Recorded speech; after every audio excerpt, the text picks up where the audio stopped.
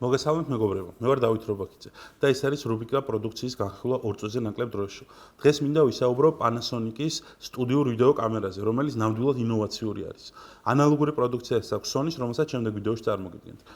რატომ არის ეს პროდუქცია განსხვავებული? კლასიკურად სტუდიური კამერა არის იდეალური პროდაქშენისთვის. მას გააჩნია ჰიბრიდულ ოპტიკური კაბელი. ერთი კაბელით არის კვება, მართვა, ინტერკომი და ასე შემდეგ. ძალიან მარტივი გამოსაყენებელი არის და არის ძალიან კომპაქტური. იქნება ეს მოძრავ სატელევიზიო სადგურში თუ თქვენ სტუდიაში.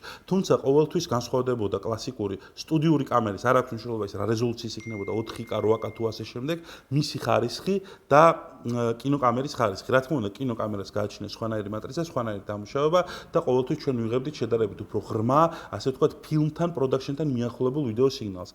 თან ახალი სტუდიური კამერები უკვე არის აღჭურვილი Super 35 მატრიცით და მასზე შეგვიძლია გამოიყენოთ კინოკამერები. ანუ თქვენ გაქვთ სტუდიური კამერა, მთლიანი ინფრასტრუქტურით, შეგიძლიათ ზევიდან გქონდეთ სუფლიორი, შეგიძლიათ ერთ კაბელში სრული მართვა, CCU, MCU და ასე შემდეგ, თუმცა უკვე მატრიცა გაქვთ Super 35.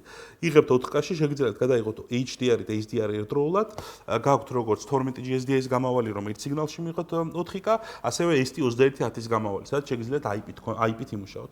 IP-ით მუშაობის შემთხვევაში შეგვიძლია კლასიკური CCU-ები ამოვიღოთ და ჩავანაცვლოთ ისეც. ამაზეც კიდე შეგვიძლია ცალკე ვისაუბროთ. რატომ განსხვავდება ეს კამერა ყველასგან?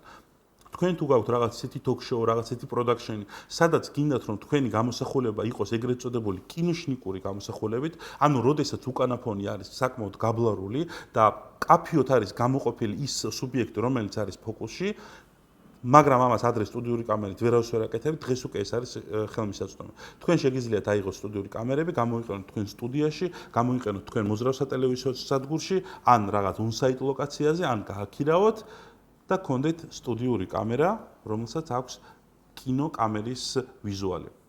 გულისხმობ იმ შედეგზე, რაც იძლევა. თუ გაინტერესებთ მეტი ამის შესახებ, აუცილებლად გამომყევი და გაიგებთ.